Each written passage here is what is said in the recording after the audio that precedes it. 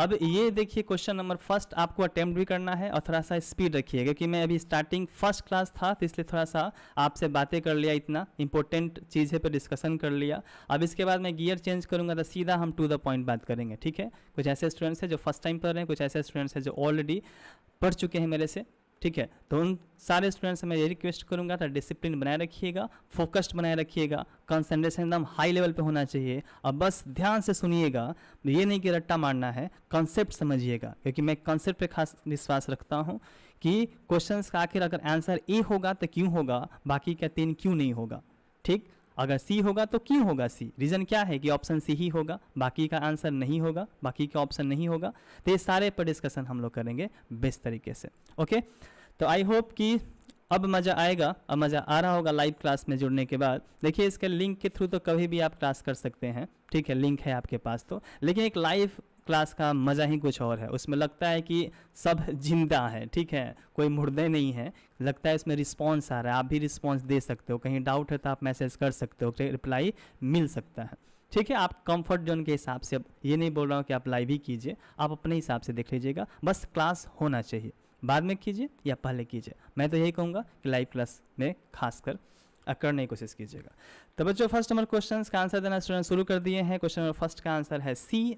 क्यों, रीजन समझिए।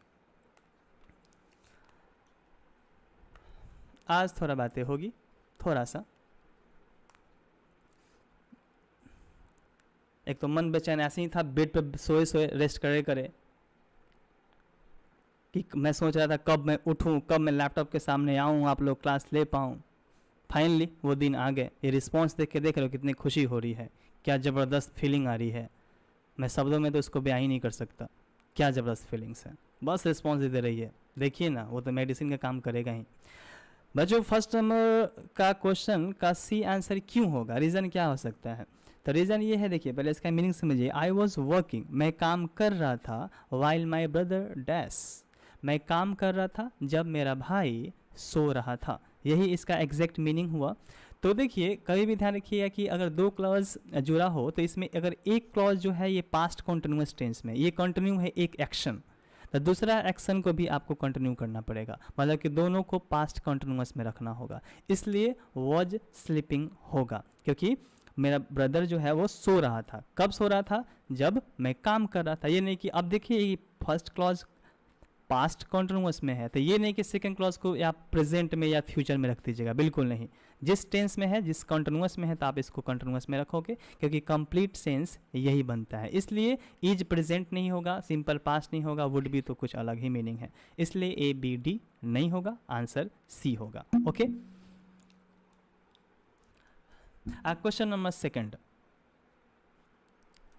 थोड़ा और जूम कर दूँ क्या, शो कर रहा है ना, बस आप रोटेट कर लीजिएगा और थोड़ा सा अपडेट करते रहिएगा स्किप करके, मतलब कि हो सकता है 1-2 मिनट या 3 मिनट पीछे हो आप, बस उसको आगे डबल क्लिक करके अपडेट करते रहिएगा। फ़ोन रोटेट कीजिएगा, आप सबको पता है।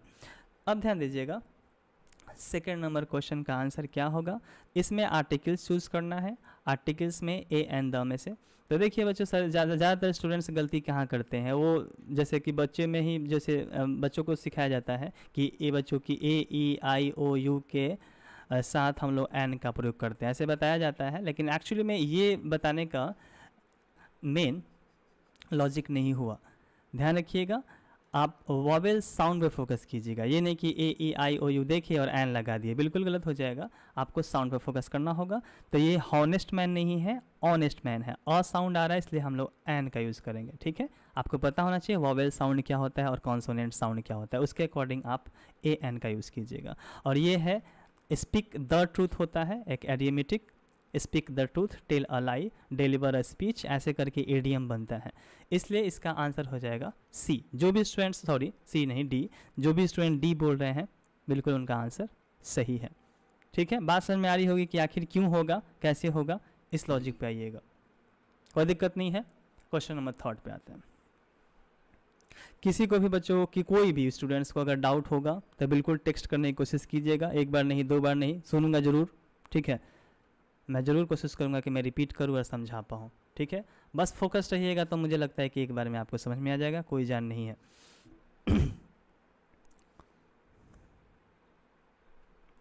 क्वेश्चन नंबर 3 अटेम्प्ट कीजिए।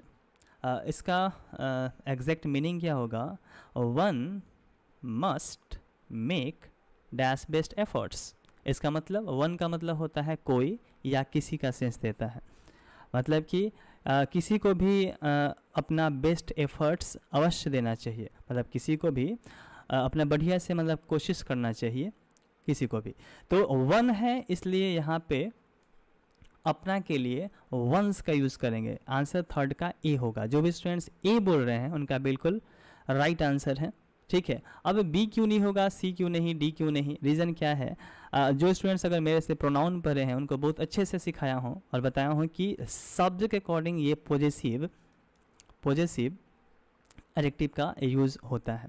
देखो बच्चों, इसमें मैं चाहता हूँ कि कुछ ऐसे क्वेश्चंस है उसके बेस पे, उसके पैटर्न पे कुछ और क्वेश्चन किया जाए, ठीक है, क्योंकि मैं इतना बेचैनी में भागूंगा नहीं, क्योंकि उसी पैटर्न पे मैं समझाने की कोशिश करूँगा। कुछ एक्स्ट्रा थ्योरी हो या एक्स्ट्रा क्वेश्चंस हो, तो बस एक्स्ट्रा क्वेश्चंस के लिए रेडी रहना, क्योंकि ज़्यादातर इस टाइम में सिर्फ और सिर्फ क्वेश्चंस करना है और बहुत डीपली कंसेप्ट समझना होगा। अब बच्चों से मैं यहाँ पे एक चीज़ बता रहा हूँ, यहाँ पे आर्टिकल्स जो बताया, अगर ये आर्टिकल्स आप बता दिए सही है आपका आंसर, तो कुछ इस पैटर्न पे थोड़ा सा कुछ और एक्सप्रेशन कीजिए तो आर्टिकल से। उसके बाद हम थर्ड नंबर क्वेश्चन है उसके पैटर्न पे भी कुछ क्वेश्चन दे रहा हूँ, ठीक है। तो चलिए क्वेश्चन नंबर 2 के पैटर्न पे देखिए, तो इस चीज़ को करने की कोशिश कीजिएगा, बनाइएगा।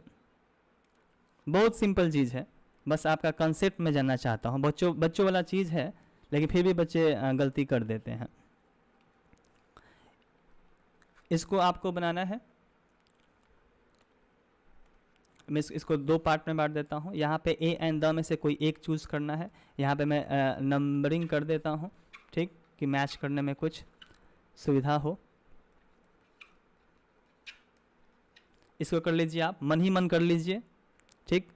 फिर इसको भी आप कर लीजिए। उसके बाद आप मैच कीजिए, मन ही मन मैच कीजिए। आप स्मार्टली थोड़ा काम कीजिए, जरूरी नहीं कि हर चीज़ छापना ही है। अब उस लेवल पे आपका माइंड है कि आप मन ही मन कर सकते हैं, ओके। मैच कीजिएगा। फर्स्ट जो एक्सप्रेशन है, इन ए मॉर्निंग तो होता नहीं है, इन एन मॉर्निंग होता नहीं है, इन द मॉर्निंग सभी को पता है। वैसे ही in the evening, in the afternoon, in the night. ध्यान रखिएगा, रात में के लिए 2 वर्ड होता है। रात में के लिए एक एट नाइट होता है और एक इन द नाइट होता है, ठीक है। तो यहाँ पे इन है तो इसके साथ द का यूज़ कीजिएगा। वैसे ई नंबर है, ई, इसके साथ भी द का यूज़ करेंगे। इन द समर सीजन, ठीक है। In the winter season, tell a lie and deliver a speech, okay, भाषण देना। ये है हमारा एक्सप्रेशन एक तरफ का साइड का। फिर इसमें ए एन में से चूज़ करना है, ओके। मैच कीजिए। ऑनेस्ट अभी थोड़ी देर पहले बनाए हैं आप, एन ऑनेस्ट होना चाहिए। क्यों? क्योंकि अ साउंड है जो वॉवेल साउंड है। हेलीकॉप्टर में टी मिसिंग है, टाइपिंग मिस्टेक, अंडरस्टूड है। हेलीकॉप्टर में ए ह साउंड है, कॉन्सोनेंट साउंड है। आवर अ साउंड है, एन का यूज़ कीजिएगा क्योंकि वॉवेल साउंड। ह्यूमन बीइंग ह है, ए का यूज़ कीजिए। ऑनरेरी जॉब का मतलब होता है अ जॉब विदाउट पेमेंट, मतलब आप फ्रीली काम करना चाहते हैं जिसमें पेमेंट ना मिले, जिसमें सैलरी ना मिले, उसको ऑनरेरी जॉब बोलते हैं। तो अ साउंड है इसलिए इसके साथ एन का यूज़ करते हैं। M A master of arts, M A sound आ रहा है। जैसे एम आप लिखोगे हिंदी में तो ऐसे लिखोगे ना, जैसे हिंदी वर्णमाला में अ आ ई हर से ही ऐसे पढ़े होंगे ना, तो सारा हिंदी वर्णमाला में जो अ से शुरू होता है वो सारे के सारे वॉवेल साउंड होते हैं, तो इसलिए इसके साथ हम लोग एन का यूज़ करेंगे। आई होप कि ये क्लियर हुआ होगा। कितने स्टूडेंट्स को तो बच्चों वाला चीज़ लग रहा होगा, लेकिन कंसेप्ट बिल्कुल परफेक्ट होना चाहिए, सारा का सारा एक्सप्रेशन सही होना चाहिए। क्लियर है? तो बस जुड़े रहिए, मज़ा आ रहा है, आई होप मज़ा आ रहा होगा। फीलिंग्स अच्छी आ रही है? मुझे तो भाई ज़बरदस्त वाला आ रही है। मैं तो बहुत दिनों से एक्साइटेड था कि मैं क्लास में एंटर करूँ, क्लास लूँ, वो रिस्पांस सुनूँ, देखूँ, वो सारे जो बच्चे जो मेरा फेवरेट हो या जो रिस्पांस दे रहे थे, जो बार बार मेरे आंखों के सामने से गुजरते थे जो नाम, वो सारा देख के खुशी हो रही है। बस भूलिए मत, मैं तो नहीं भूला, पता नहीं आपका क्या। मैं अपने स्टूडेंट्स को कभी भूलता भी नहीं हूँ, लाइफ टाइम याद रखता हूँ। बस आप 5-6 साल बाद भी आप बस मैसेज कीजिए, देखिए, चेक कर लीजिए, बस बैच में बताइएगा, मैं याद कर जाऊँगा, तुरंत याद कर लूँगा। चलो बच्चों फाइनली आते हैं नेक्स्ट पॉइंट पे, नेक्स्ट टॉपिक जो नेक्स्ट क्वेश्चन है उस पे आते हैं। क्वेश्चन नंबर 3 था, इसको समझने के लिए कुछ और क्वेश्चंस करते हैं। क्वेश्चन नंबर 3 के पैटर्न पे क्वेश्चन देखिए, ये क्वेश्चन नंबर 3 के पैटर्न पे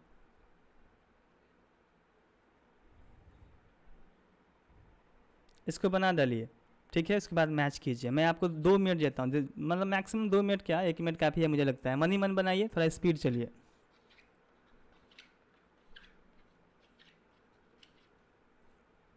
इसमें आपको पॉजिटिव एडजेक्टिव का यूज़ करना है।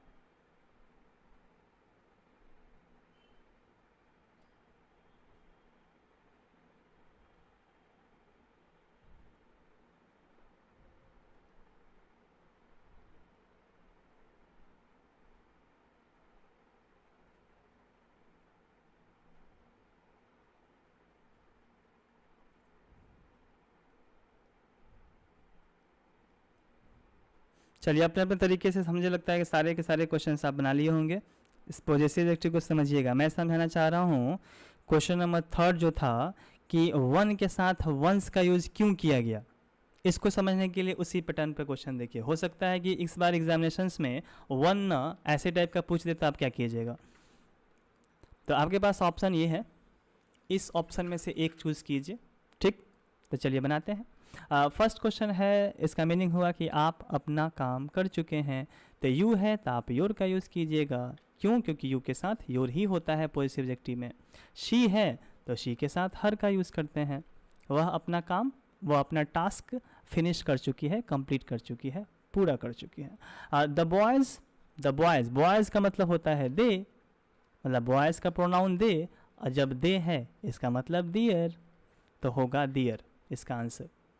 और D number, D the girl मतलब एक लड़की, तो एक लड़की के लिए प्रोनाउन सी सोचोगे, तो सी के लिए क्या सोचोगे आप? हर सोचोगे, तो आंसर होगा हर। दे है, फिर से दियर, ओके।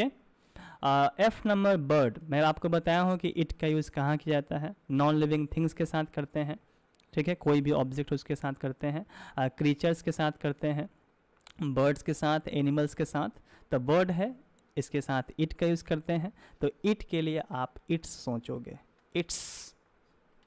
कभी भी जब नाउन सब्जेक्ट में दिखेगा ना, तो उसको मन में आप प्रोनाउन कर लीजिएगा, उसके बाद उसका पॉजिटिव एडजेक्टिव, ओके। और लास्ट फिर से वन आया, तो वन के लिए ये नहीं कि ही हर दियर इट्स, ऐसा कुछ नहीं। वन है तो आप वंस ही यूज़ कीजिएगा, ओके। वन मतलब यहाँ पे पॉजिटिव उसका वंस होता है। आई होप कि क्लियर है पूरी तरीके से। आगे बढ़ते हैं क्वेश्चन नंबर 4 पे। जहाँ जहाँ आवश्यकता पड़ेगी जिस क्वेश्चन पे उसका एक्स्ट्रा थ्योरी या एवरी क्वेश्चन पे कुछ अलग रिसर्च पे हम जरूर कुछ ना कुछ सीखेंगे। कॉन्फिडेंस धीरे धीरे आएगा। 3-4 साल का क्वेश्चन का या 5 साल के क्वेश्चन का कर लोगे ना सोल्यूशन, और उसके बाद उसके साथ साथ क्वेश्चंस, तो देखो ना कॉन्फिडेंस बढ़ेगा। अभी तक लग रहा होगा छूट रहा है, मेन तो प्रीवियस ईयर ही है। और सारे जो चीज़ें किए हैं आप लोग, मेन जो है, मेन मतलब कि जो नोट्स वगैरह बनाए हैं आप बस रिवीजन कंटिन्यू रखिए।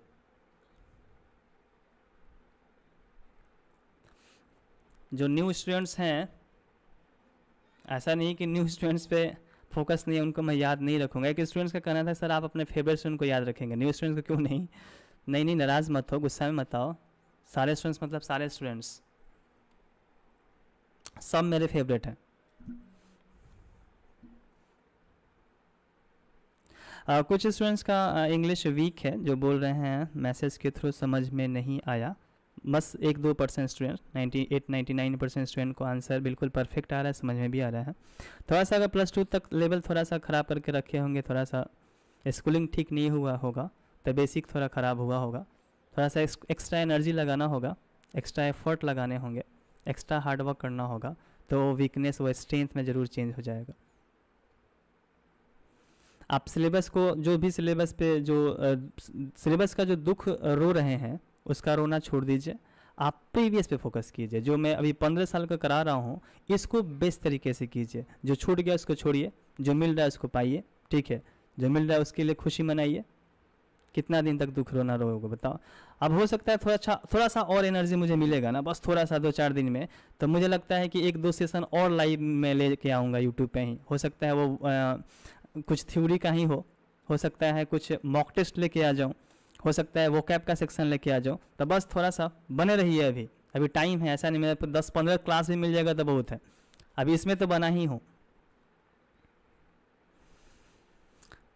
कुछ न्यू स्टूडेंट्स का इंट्रो चाहिए। न्यू स्टूडेंट्स चाहते हैं कि सर आप अपना नाम बता दीजिए, क्योंकि बैच नंबर 16, 17, 18, 19 में कभी क्लास ही नहीं लिया। बैच नंबर 14 के बाद मेरी तबीयत बिगड़ गई, वहाँ से मैंने क्विट कर दिया। तो बच्चों मैं आपको थोड़ा सा अगर शॉर्ट में और ब्रीफ में इंट्रो दूँ तो बस मैं यही बता पाऊँगा कि मेरा नाम नवनीत पटेल है और मैं इंग्लिश का टीचर हूँ। ठीक है, मैं मास्टर ऑफ आर्ट्स भी कर चुका हूँ, पीजी इंग्लिश है, और मैं हर तरीके के स्टूडेंट्स को पढ़ाता हूँ। मतलब जहाँ इंग्लिश है वहाँ मैं हूँ, एक तरीके समझ सकते हैं। कॉम्पिटेटिव इंग्लिश की पढ़ाई या एकेडमिक इंग्लिश की पढ़ाई, 9, 10, 11, 12, चाहे ग्रेजुएशन लिटरेचर के पढ़ना चाहते हैं, पीजी लिटरेचर का पढ़ना चाहते हैं, बिल्कुल पढ़ सकते हैं। कॉम्पिटेटिव में जो भी है वो सारा।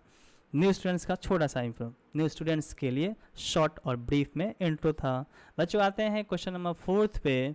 ही cut the apple dash a knife. आज तो फर्स्ट क्लास है, थोड़ा बहुत पूछ लो, कोई नहीं, इंफॉर्मेशन वो भी इम्पोर्टेंस ज़रूरी है।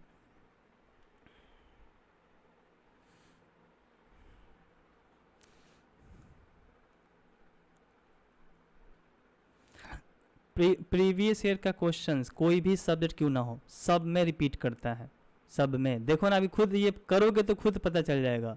2006, 7, 8 ऐसे करते जाओ, 2020 तक करो तो पता चलेगा कहाँ से कैसे होता है रिपीट। और सोच रहे हो ना कि एक क्वेश्चन 5 मार्क्स कैरी करता है तो कितना इंपॉर्टेंट है। एक भी दो भी आ गया तो सोच रहे हो, एक भी आ गया तो सोच रहे हो, बहुत है, रिपीट कर दिया तो। अब क्वेश्चन नंबर 4 का आंसर देखिए, ये जो ऑप्शन है, बाई मतलब से, विद मतलब से, फ्रॉम से, थ्रू से, चारों का तो मतलब से होता है। और मीनिंग हुआ कि वह एक चाकू से एप्पल को काटा। ठीक है, तो चाकू से काटा है तो से के लिए क्या लगाओगे, क्या लग रहा है आपको? तो कितने स्टूडेंट्स ए दिए हैं, बी, सी, चारों ऑप्शन दे चुके हैं। अब इसमें किसका आंसर सही होगा? नंदनी प्रिया, वाव सर आप तो गूगल की तरह बोलते हैं, भगवान करे आप हमेशा ऐसे ही बोलते रहें और खुश रहिए। अरे भाई, गूगल की तरह, गूगल में तो लड़की शायद बोलती है ना, अगर आप साउंड करोगे उसमें कुछ पूछोगे तो। चलो कोई नहीं, जैसी भी तारीफ़ है, थैंक यू वेरी मच। इसका आंसर होगा बी। क्यों होगा, रीज़न क्या है? हाँ जी, डेली क्लासेस हैं, जो स्टूडेंट्स पूछ रहे हैं डेली क्लास लीजिए, डेली क्लासेस है, मंडे टू फ्राइडे डेली ही होता है, बस सैटरडे संडे ऑफ है, जैसे कि सारे स्टूडेंट्स, जैसे सारे सब्जेक्ट है ऑफ। 4th का बी, रीज़न क्या है मैं आप लोगों को बताया हूँ। प्रीपोजिशन में खासकर कन्फ्यूजन होता है बाई और विद में, आखिर बाई कहाँ लगाए से के सेंस में, और विद कहाँ लगाए। ठीक है, तो इसको समझने के लिए इस क्वेश्चन को समझिए, इसके रिसर्च पे आते हैं। इस 5 क्वेश्चन को देखिए स्क्रीन पे, वो क्वेश्चन बहुत इजीली समझ में आ जाएगा। बाई और विद में जो डिफरेंस है वो क्या है? बाई पर्सन के साथ लगता है, कोई भी इंसान से कोई काम हो रहा है, ठीक है, कोई इंसान के द्वारा एक्शन हो रहा है तो पर्सन के साथ होगा तो बाई का यूज़ कर लीजिएगा। और इंस्ट्रूमेंट, ये मतलब क्या, कोई ऑब्जेक्ट के द्वारा कोई एक्शन होगा तो आप विद का यूज़ कर लीजिएगा। ओके, तो चलिए फर्स्ट का आंसर दीजिए। उसको पीटा गया, किससे? स्टिक से पीटा गया, तो स्टिक से पीटा गया तो ऑब्जेक्ट है, इंस्ट्रूमेंट है, तो इसलिए इसके साथ आप विद का यूज़ कीजिएगा, बाई का नहीं। Second number, English is taught dash Navneet sir, Navneet sir के द्वारा इंग्लिश पढ़ाई जाती है तो नवनीत सर एक पर्सन, तो आप बाई का यूज़ करोगे। ओके, थर्ड नंबर, आपके पास ये ऑप्शन है बाई और विद, इसी में से एक यूज़ कीजिए। आपके पिताजी को यहाँ, मतलब पिताजी को किसी के द्वारा बुलाया जा रहा है तो समवन एक पर्सन ही हो सकता है, इसलिए इसके साथ बाई का यूज़ कीजिएगा।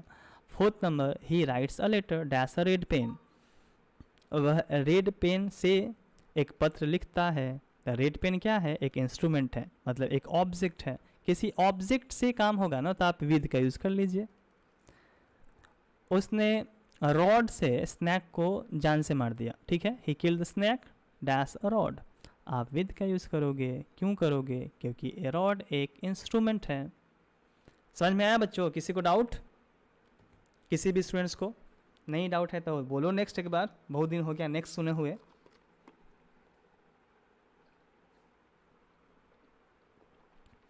अब ऐसे भी सुन नहीं पाएंगे, देख ही पाएंगे। So sad.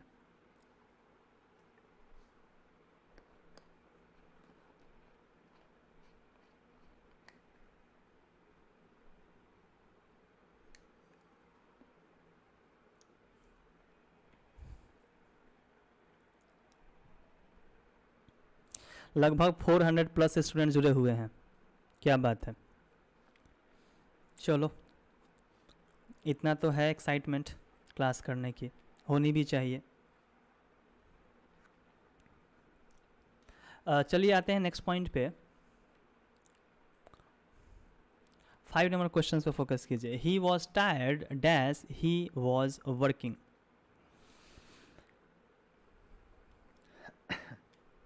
देखिए, थ्योरी के लिए कोई समय है नहीं, ऐसे भी टाइम होता तो ज़रूर मैं थ्योरी पढ़ाता, लेकिन अब ऐसा सिचुएशन ही है, मैं क्या कर सकता हूँ बताओ। आप ही लोग थ्योरी भी बताओ, सब कुछ कैसे बता सकता हूँ, वो भी 1 घंटे क्लास में पॉसिबल है?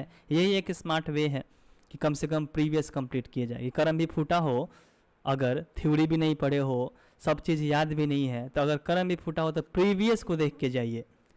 60-70% काम तो कम से कम उससे हो जाए, कम से कम लेवल तो पता चले क्वेश्चन का, क्या पढ़े क्या छोड़े उससे पता चल जाएगा। इसलिए बोलता हूँ कि हर किसी एग्जामिनेशंस में, कोई भी एग्जामिनेशंस में प्रीवियस ईयर का रोल बहुत ज़्यादा है। उससे पैटर्न पता चलेगा, लेवल पता चलेगा, समझ रहे हो। उसका फॉर्मेट से बहुत कुछ कर सकते हो। ये अटेम्प्ट करो ना। मैं 5 नंबर क्वेश्चन पे पॉज किया हूँ, आंसर कंटिन्यू रखिए अपना।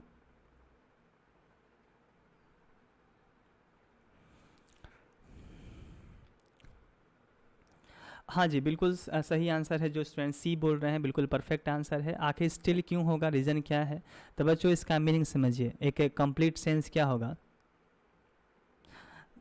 ही वॉज टायर्ड, वह थका हुआ था, वह थका हुआ था, फिर भी वह काम कर रहा था। स्टिल का मतलब होता है फिर भी, ठीक है।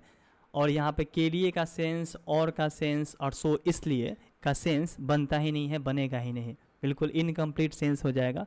तो बिल्कुल परफेक्ट और सुटेबल आंसर सी होगा कि वह थका हुआ था फिर भी वह काम कर रहा था, इसलिए आंसर सी। क्लियर है ये? चलिए आते हैं नरेशन। आप बच्चों पढ़े हो मेरे से?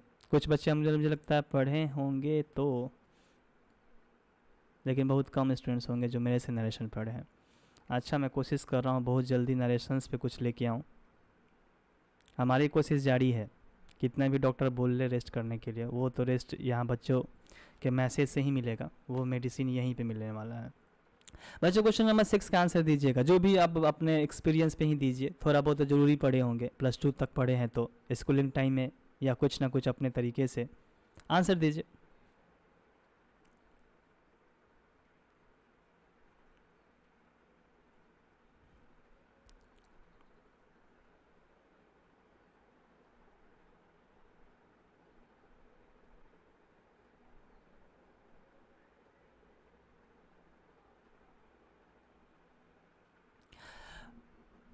मैं इसको थोड़ा जूम आउट किया हूँ कि क्वेश्चन और ऑप्शन सब साथ में दिखे। मुझे लगता है कि प्रॉब्लम नहीं हो रही होगी, शो कर रहा होगा। गुड़िया दास, अरे आवाज़ से पता कर लो। चलिए मैच कीजिए बच्चों, अपने फ़ोन को रोटेट कीजिए, जो स्टूडेंट्स बोल रहे हैं जूम कीजिए। जूम करूँगा तो फिर क्वेश्चंस गायब होगा, कितना जूम करो। चलो यहाँ से मैं क्वेश्चन दिखाता हूँ, ये नरेशन से है, मैच कीजिए। देखिए, मैं हमेशा जितना भी क्वेश्चन बता रहा हूँ उसका ऑप्शंस पे भी हम काम कर रहे हैं कि आखिर ये क्वेश्चन होगा तो क्यों होगा, बाकी जो ऑप्शन है मतलब कि जो आंसर होगा ये क्यों होगा, बाकी के ऑप्शन क्यों नहीं होगा, तो इस पर भी फोकस कीजिए। तो बच्चों जो भी स्टूडेंट्स बोल रहे हैं ए आंसर, उनका बिल्कुल परफेक्ट आंसर है, ए ही होगा। रीज़न क्या है ए होने का? देखिए, आप पढ़े होंगे तो आपको ये पता होगा कि रिपोर्टिंग वर्ब, देखो 5 चीज़ नरेशन में चेंज होता है। एक होता है रिपोर्टिंग वर्ब, इसको चेंज कैसे भी करते हैं। एक होता है कोमा या इन्वर्टेड कोमा, ठीक है, कोमा को भी हम लोग चेंज करते हैं। थर्ड चीज़ होता है person, first person, second person, third person, उसको भी हम लोग चेंज करते हैं। फोर्थ चीज़ होता है टेंस, टेंस को भी हम लोग चेंज करते हैं। और लास्ट चीज़ होता है अदर पार्ट्स ऑफ स्पीच। ये नरेशन का शॉर्ट की है, ज़्यादा स्मार्टली मैं बताने की कोशिश कर रहा हूँ। ऐसे ये तो इतना शॉर्ट में समझ में नहीं आएगा, लेकिन फिर भी जो पढ़े उनको अच्छे से समझ में आ रहा होगा मैं क्या कहना चाह रहा हूँ। तो जो रिपोर्टिंग वर्ब है उसको आस्क्ड में चेंज किया गया है। क्यों किया गया है? क्योंकि ये जो सेंटेंस है ये इंटरोगेटिव में है, इंटरोगेटिव में है, इसलिए यहाँ पे आस्क्ड का यूज़ किया गया है। और यही यहाँ पे कोमा है तो कोमा के स्थान पे इफ़ का यूज़ किया गया है। फिर इसको मन में हम लोग पॉजिटिव करके बना लेते हैं, यू है, शी कर लेंगे, टेंस को चेंज करेंगे वॉज, इसलिए ये सब कुछ अच्छे से फॉलो हो रहा है अकॉर्डिंग टू ग्रामर।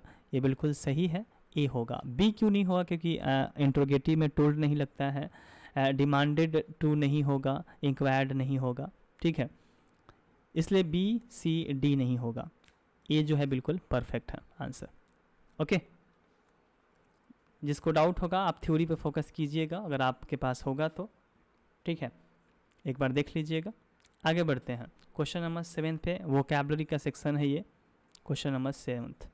इसका पीडीएफ में भेज चुका हूँ ऑलरेडी टेलीग्राम पे। वोकैब का सिनोनिम्स है, एंटोनिम्स है, वन वर्ड, इडियम्स, फ्रेजेज, ये 4 सेक्शन में दे चुका हूँ ऑलरेडी। टेलीग्राम से डाउनलोड कर लीजिएगा। माई इंग्लिश कॉम्पेनियन आप सभी को पता होना चाहिए, जिनको पता नहीं है, जो न्यू स्टूडेंट्स है, मैं आपसे रिक्वेस्ट कर रहा हूँ कि माई इंग्लिश कॉम्पेनियन जो चैनल है उसको ज्वाइन कीजिए। और वहाँ पे बहुत सारे क्विज, बहुत सारे क्वेश्चंस भी है, उसको भी अटेम्प्ट करते रहिए जब जब टाइम मिलता है। माई इंग्लिश कॉम्पेनियन टेलीग्राम का ये है, व्हाट्सएप का नहीं है, टेलीग्राम। आपको 2 चैनल शो करेगा, एक ग्रुप वाला और एक सब्सक्राइब वाला, जैसे भी आप फॉलो कर लीजिएगा। और यहीं पे सारा प्रीवियस ईयर्स का पीडीएफ यहीं पे मिल जाएगा, 2006 से लेकर 2020 तक का पीडीएफ यहीं से डाउनलोड कर लीजिएगा। ओके, और कहीं नहीं मिलेगा तो माई इंग्लिश कॉम्पेनियन पे मिल जाएगा। ओके, अगर उसके बावजूद भी अगर नहीं मिलता है, अगर डाउट होता है तो आप इस नंबर से कांटेक्ट कीजिए, कोई दिक्कत नहीं है, मैं हेल्प करने के लिए हमेशा रेडी हूँ। अगर टेलीग्राम नहीं मिल पाता है चैनल तो आप व्हाट्सएप पे कनेक्ट कीजिए, मैं आपको लिंक भेज दूंगा, आप सीधा ज्वाइन कर लीजिएगा। ओके, इतना तो हो सकता है। आते हैं पॉइंट पे, क्वेश्चन नंबर 7 को समझिए। Practice of having more than one wife eight a time. मतलब देखिए, चारों वर्ड बहुत इंपॉर्टेंट है, हद से ज़्यादा इंपॉर्टेंट, क्योंकि चारों का मीनिंग समझना होगा कैसे भी। ये वन वर्ड सब्स्टिट्यूशन से है। इसका आंसर होगा बी। पहले तो आंसर बता दो, बी होगा। क्यों होगा और क्या इसका मतलब होता है समझिएगा। पोलीगैमी उसको बोलते हैं, इसको आप पीडीएफ के रूप में देखिए क्या है। देखिए, जहाँ आवश्यकता पड़ेगी आप लिखते चलिएगा, और जहाँ लिख नहीं पाएंगे उसको आप स्क्रीनशॉट लेते चलिएगा, ठीक है। अब देखिए, ये जो चारों वर्ड का एक्सप्रेशन समझिए, बहुत बेस्ट है। आपका थ्योरी मिलेगा, आप जिस बैच से हैं उस बैच का आपका ग्रुप होगा। जो स्टूडेंट्स पूछ रहे हैं सर थ्योरी कहाँ से मिलेगा, तो थ्योरी मिलेगा आप जिस बैच से हैं उस बैच में मिलेगा, ठीक है। मेरा प्राइवेट क्लास लाइव चल रहा था, पहले का होगा, अप्रैल से पहले का। मैं 1 अप्रैल से क्लास नहीं ले रहा हूँ, मैं सीधा 1 अप्रैल के बाद से अभी ज्वाइन किया हूँ, आज से स्टार्ट किया हूँ सीधा क्लास।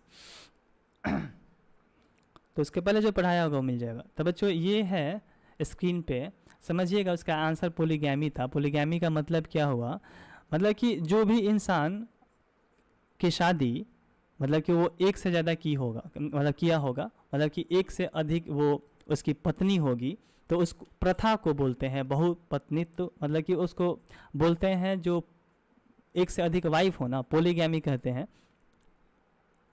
उसको। शुद्ध हिंदी में बहुपतित्व बोलते हैं, लेकिन थोड़ा सा वो कन्फ्यूजन हो जाएगा। एक ऐसा प्रथा जो एक से अधिक वाइफ हो, एक से अधिक शादी की हो, उसको पोलीगैमी, ठीक।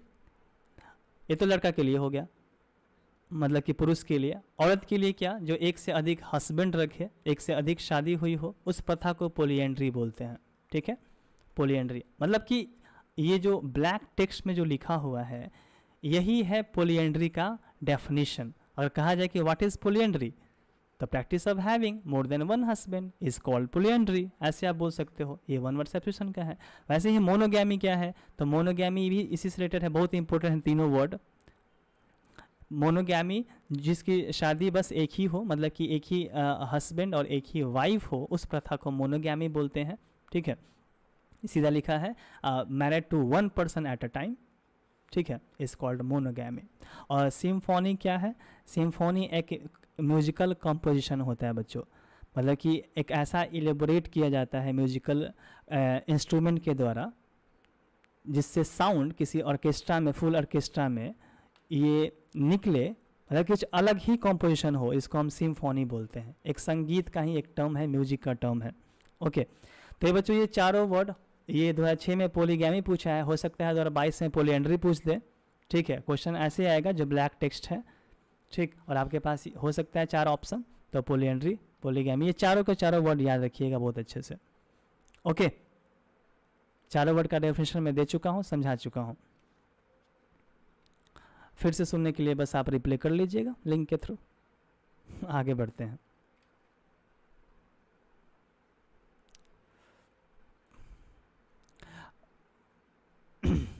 Question number 8। क्वेश्चन नंबर 8 बच्चों, जो क्वेश्चन है आपको बताया हूँ कि वोकैबुलरी का जो बच्चों सेक्शन है ना, वोकैबुलरी का, इसको पहले अटेम्प्ट कीजिए तो फिर मैं बताता हूँ ये क्या करना है, पता है आपको?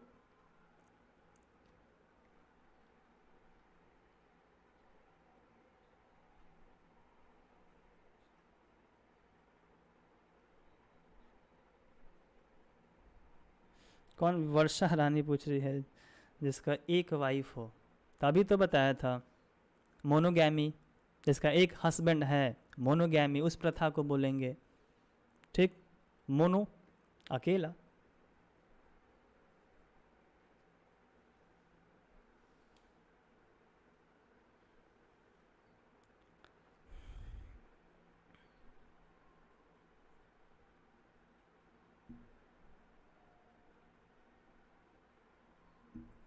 हाँ, तो ये ध्यान दीजिएगा, इसका आंसर सी होगा, क्योंकि ये पूछ रहा है ना कि 4 वर्ड है, इसमें से एक कोई ऐसा वर्ड है जो इनकरेक्ट है, जो गलत है।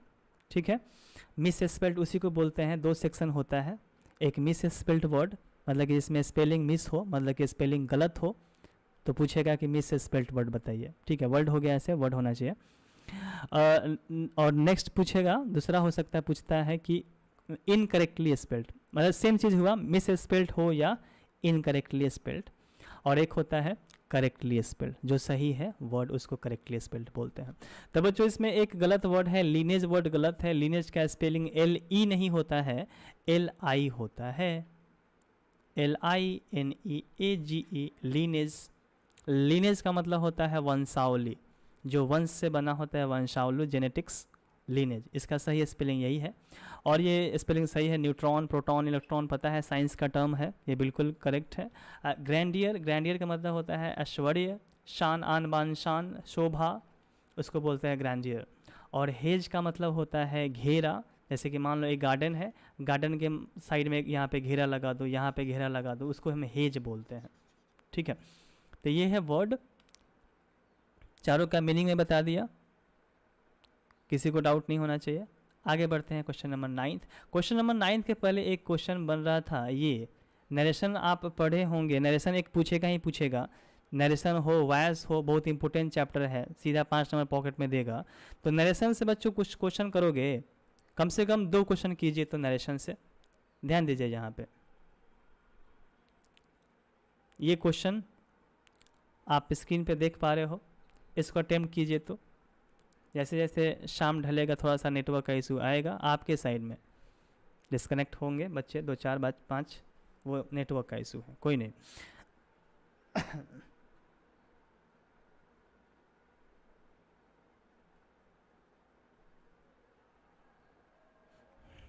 कौन क्या कह रहा है? नंदनी, प्रिया क्या कर, सर जी आपको अच्छा लग रहा है ना क्लास में? ये क्वेश्चन सर करते हैं बट मैं कर रही हूँ। हाँ, मुझे तो मज़ा आ रहा है, मुझे तो अच्छा लग रहा है, वैसे तो हमेशा अच्छा लगता है क्लास में, जो पढ़ाने में मज़ा है वो कहाँ कहीं और है, और आप बोलोगे जहाँ पढ़ने में दुख है वो और कहीं दुख नहीं है। ये मत बोलना।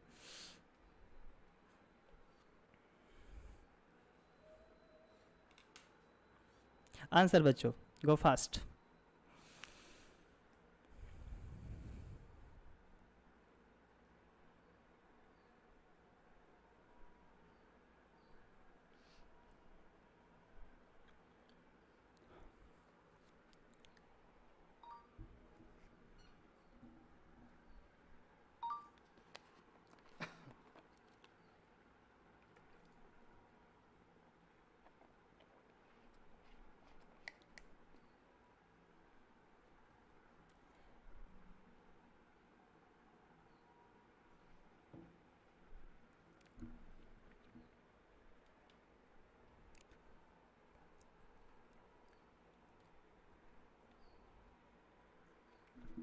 मैच कीजिए, अच्छे से समझने की कोशिश कीजिएगा।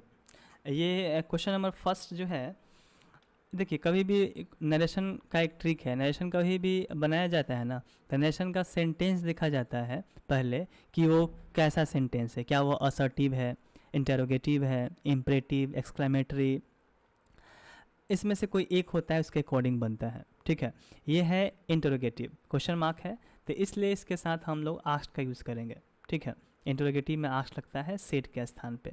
ठीक, लेकिन इसमें दूसरा चीज़ ये कि अगर यहाँ पे ऑब्जेक्ट कुछ नहीं दिया हो और सेंटेंस में यू लगा हो, सेकेंड पर्सन ऑब्जेक्ट के अकॉर्डिंग चेंज होता है, तो यू के अकॉर्डिंग ऑब्जेक्ट होना चाहिए ना। अगर नहीं हो तो मन में अपने हिसाब से मी का यूज़ करते हैं। ठीक है, इसका आंसर होगा बच्चों 1। क्यों होगा 1? रीज़न क्या हो सकता है? तो देखो ये इसमें आस्क्ड है ही, कोमा के स्थान पे इफ़ लगा ही है, और यू को चेंज किया गया है मी के रूप में, क्योंकि ऑब्जेक्ट मी के अकॉर्डिंग चेंज होगा, इसलिए 1 होगा। आखिर 2, 3, 4 क्यों नहीं होगा ऑप्शन? तो देखोगे इसमें इफ़ लगा ही नहीं है सेकेंड वाला में, इसलिए नहीं होगा सेकेंड। थर्ड में देखोगे तो यहाँ पे यू लगा दिया है, तो इसलिए थर्ड भी नहीं होगा। फोर्थ क्यों नहीं होगा? देखोगे यहाँ पे हिम लगा दिया है, पर्सन भी तो चेंज करोगे ना, पर्सन यू पर्सन है सेकेंड पर्सन, और सेकेंड पर्सन ऑब्जेक्ट के अकॉर्डिंग चेंज होता है, और ऑब्जेक्ट नहीं है तो मन में मी रखोगे, अब मी के अकॉर्डिंग मी ही होना चाहिए, हिम कहाँ से आ गया? आया समझ में? क्वेश्चन नंबर सेकेंड देखिएगा, सेकेंड का आंसर हो जाएगा 3, और 3 होने का रीज़न क्या है? तो ये भी है इंटरोगेटिव, डू से है स्टार्ट सेंटेंस, तो इंटरोगेटिव में सेज वर्ब 5 है, तो इसमें भी आक्स वर्ब 5 लगेगा। ठीक है, और सब में देखोगे तो 1, 2, 4 क्यों नहीं होगा? तो 1 नहीं होने का कारण है कि यहाँ पे डैट लगा है। ठीक है, इसलिए ये गलत है। इसमें भी देखोगे डैट लगा है, ये भी गलत है। इंटरोगेटिव में डैट नहीं लगता है, इफ़ लगता है।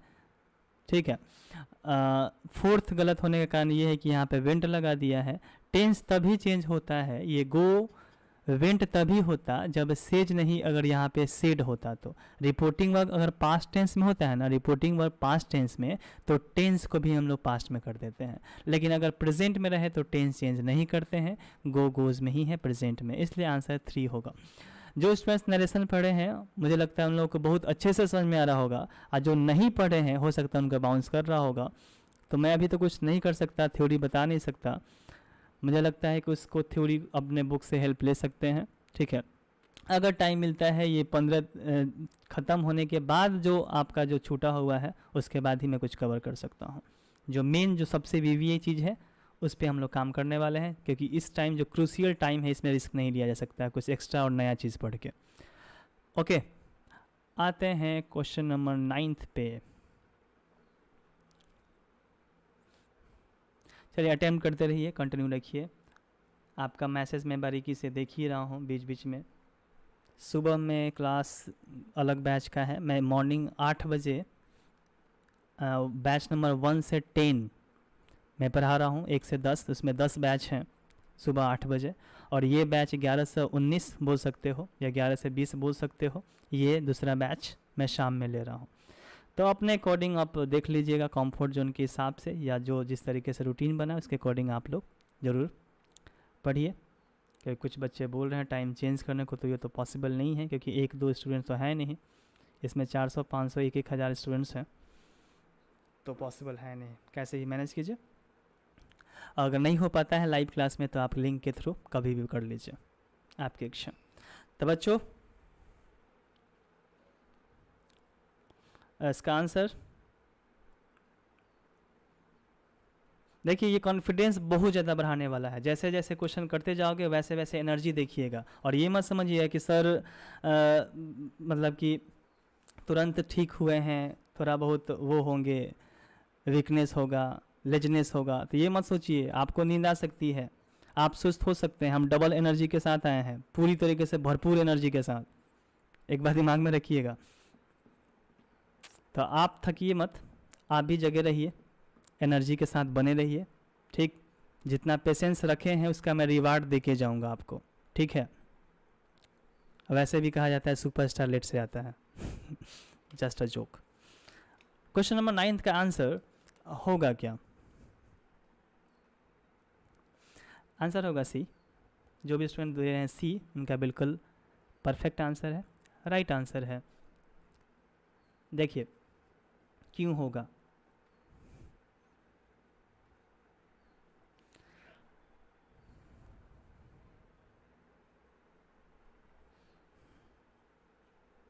लड़कों का क्या है, उनको तो खाना बनाना नहीं पड़ता है। रेखा सिंह, उनको खाना खाना होता है ना, इससे बड़ी चीज़ क्या हो सकता है अरे कर लो, मैनेज कर लो टाइम।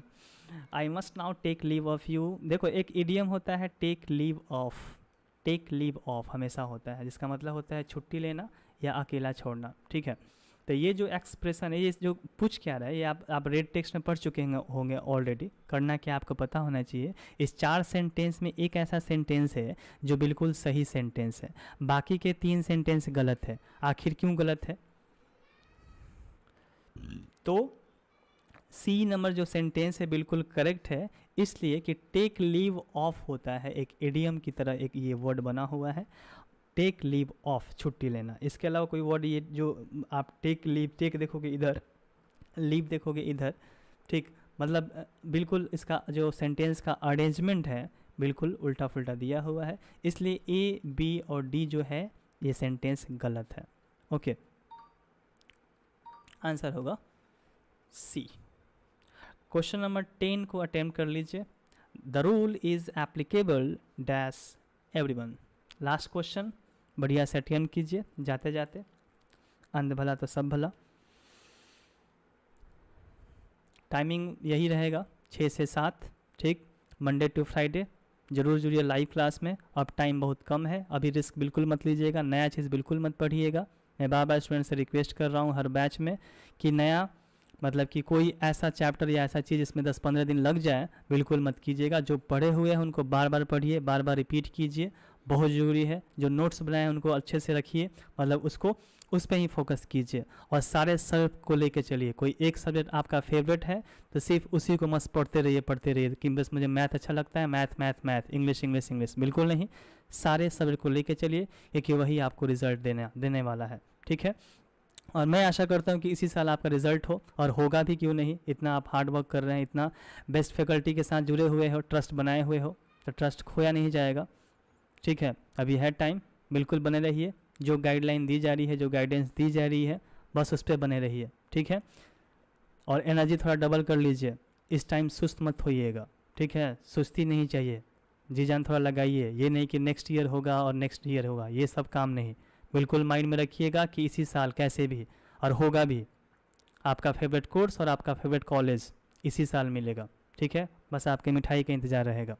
बच्चों क्वेश्चन नंबर 10 का आंसर हो जाएगा सी, क्योंकि एप्लीकेबल, अप्लाई से एप्लीकेबल वर्ड होता है, अप्लाई के साथ टू लगता है, अप्लाई के साथ फॉर भी लगता है, अप्लाई फॉर, अप्लाई टू, लेकिन एप्लीकेबल एक ऐसा वर्ड है इसके साथ हमेशा टू का ही यूज़ किया जाता है, एक ऐसा फिक्स प्रीपोजिशन होता है, इसलिए इसका आंसर होगा सी। जो भी स्टूडेंट सी दिए उनका बिल्कुल राइट आंसर है। तो ये रहा बच्चों question 2006 previous year question, 10 question बहुत अच्छे से हम लोग पढ़ चुके हैं, इससे एक्स्ट्रा कुछ क्वेश्चंस भी कर लिए हैं, ठीक है। ऐसे ही सोचो कि 15 साल का कर लेंगे तो क्या कॉन्फिडेंस आएगा, समझ रहे हो ना। तो बस बने रहिए, देखिए भी, उसके बाद भी टाइम मिलता है तो कहीं ना कहीं कुछ ना कुछ दिया ही जाएगा आपको, ठीक। तो अलर्ट रहिए, चौकस रहिए, ओके, आई होप कि आपको मज़ा होगा आज क्लास करने के बाद, ये सब चीज़ पढ़ने के बाद। मुझे तो बहुत ज़्यादा खुशी हुई, मेरा तो ऐसे ही दुख ख़त्म हो गया, दर्द ख़त्म हो गया। चलो बच्चों, तो फाइनली मिलते हैं कब? कल सेम टाइम। ओके, तब तक अपना ध्यान रहिए, मस्त रहिए, तंदुरुस्त रहिए, स्वस्थ रहिए।